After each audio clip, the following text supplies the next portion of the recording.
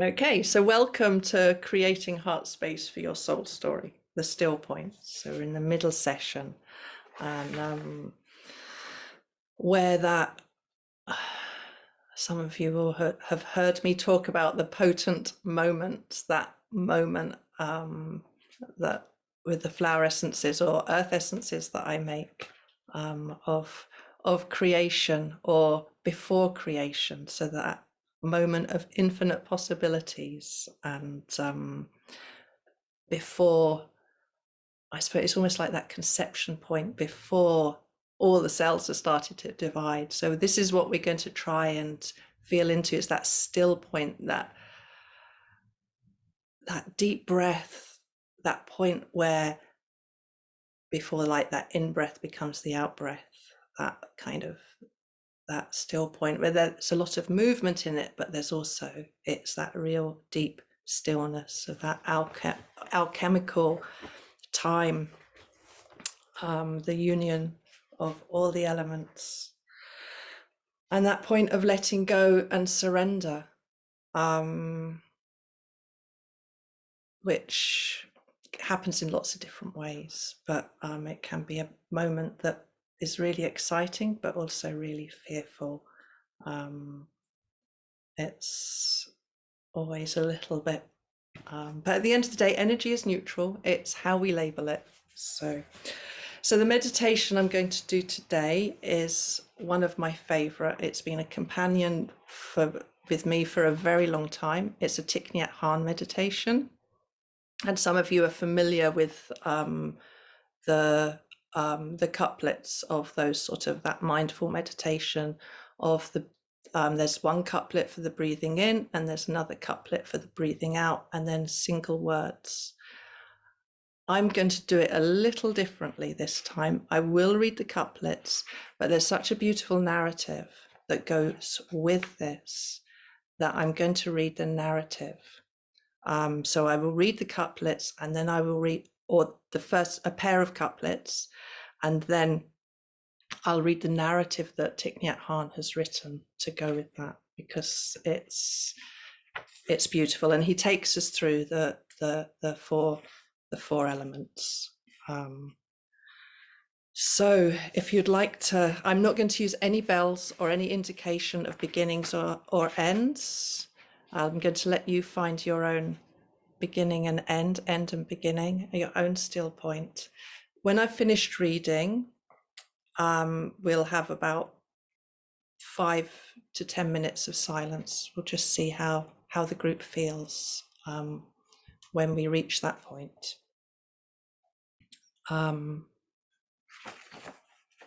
Okay, so if you'd just like to close your eyes, you can switch your videos off if you like. Close your eyes and just bring yourself to your center. Really sense yourself drop into your body. Bring your awareness down to your heart. Just take a few deep breaths.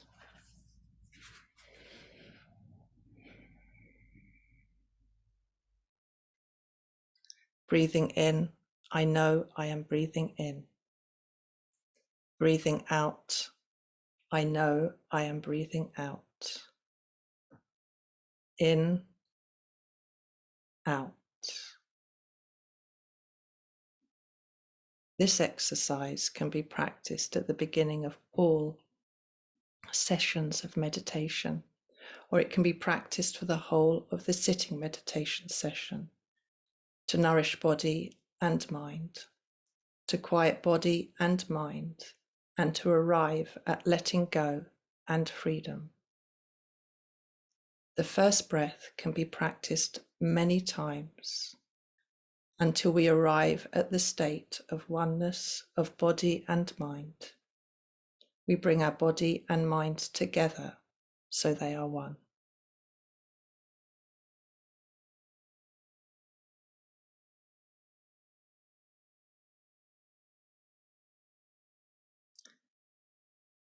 Breathing in, I see myself as a flower. Breathing out, I feel fresh. flower, fresh.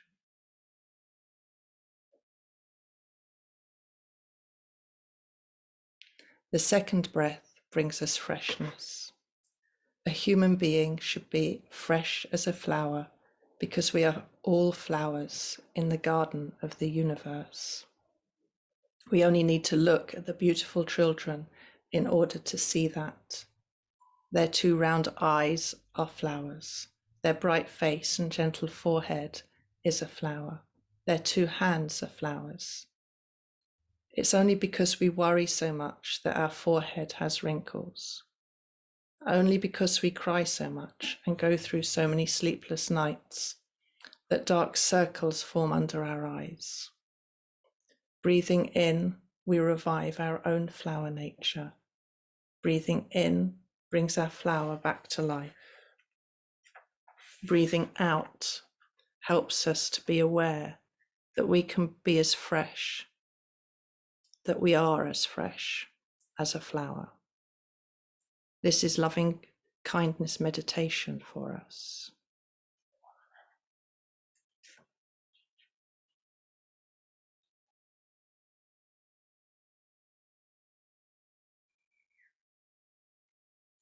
Breathing in, I see myself as a mountain. Breathing out, I feel solid.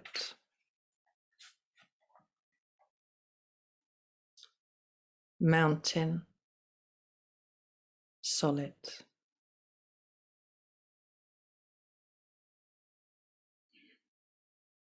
The third breath, seeing that we are a solid mountain, will help us to stand solidly in the moments when we are deeply moved by strong emotions. When we fall into a state of despair, anxiety, fear, or anger, we can feel that we are going through a storm. But we can be like the trunk of a tree standing firmly in the storm.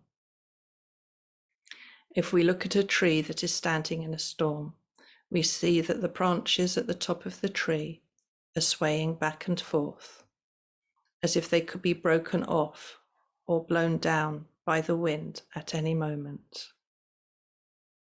But if we look down at the trunk of the tree, especially towards the roots, we see that the roots of the tree are holding firmly to the earth. We see that the tree is more solid down there, and we feel more at peace. Our body and our mind are the same. In the storm of our emotions, if we know how to remove ourselves from the hurricane area, the area of our brain, and bring all our attention down to our abdomen, to the acupressure point just below the navel, we will feel very different. We will see that we are not only our emotions, we are more than our emotions.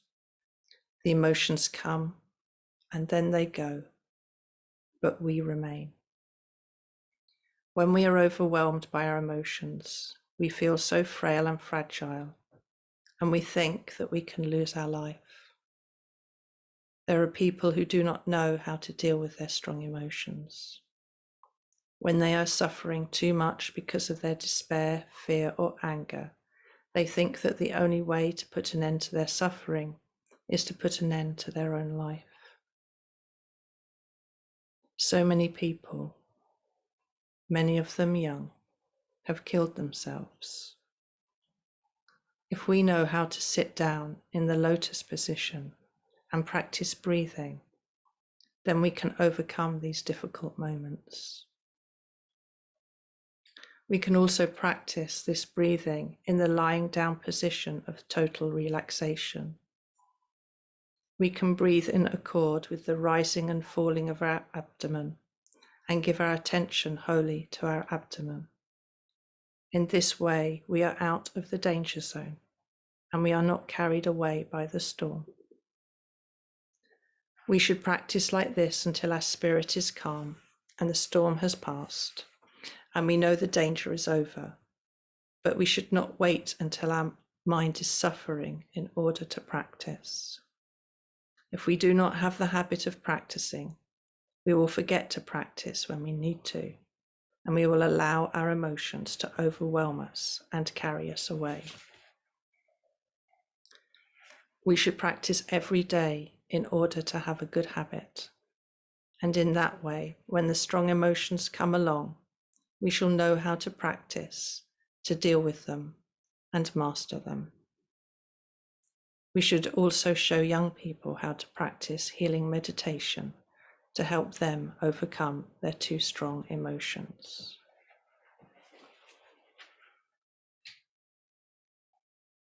Breathing in, I become calm water. Breathing out, I reflect the sky and the mountains. Water reflecting. The aim of the fourth breath, water reflecting, is to calm our body and mind. In the Sutra on the full awareness of breathing, the Buddha taught, breathing in, I calm my mind. When our mind is not calm, our perceptions are usually wrong. When we see, hear, and think, what we see, hear, and think does not reflect reality. Just as when there are waves on the lake, its waters cannot faithfully reflect the clouds in the sky. Buddha is the cool full moon passing through the sky of emptiness. If the mind of living beings is calm, then the moon's image will be reflected clearly. Our sadness and anger arise from our wrong perceptions. So in order to avoid wrong perceptions, we have to train ourselves so that our mind is peaceful as the surface of the lake on an autumn morning. Our breath is to bring about this peace.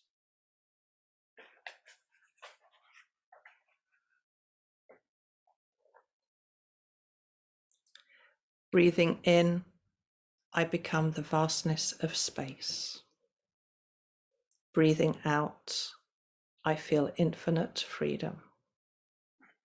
Space, free.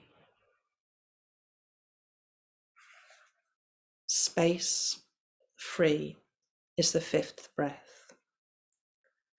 If we have too many occupations and concerns, we will not have any leisure, peace, or joy. This breath is aimed at bringing space back to us, space in our heart and space around us. If we have many anxieties, calculations, and plans, then we should reduce them. Our sadness and anger are like that. We have to practice to let them go. These different kinds of baggage just make our life heavier. Often we think that if we do not have all this baggage, our office, our position, our reputation, our work, our importance, that we would not be happy. But if we look again, we see that nearly all this baggage is just an obstacle to our happiness. When we can let go of it, we will be happy. The Buddha's happiness was great. One day, while sitting in the great forest outside Vaishali, the Buddha saw a farmer passing by. The farmer asked the Buddha if he had seen his cows, which had run away. And besides that, he said, maggots had eaten 2 acres of sesame he had planted last year. He said that he was the unhappiest person alive. The Buddha told him that he had not seen his cows, so he might find them in another direction. After he had gone, Buddha turned around and smiled to the bhikshus who were sitting with him and said, monks, do you know that you are happy and free? You do not have one single cow to lose.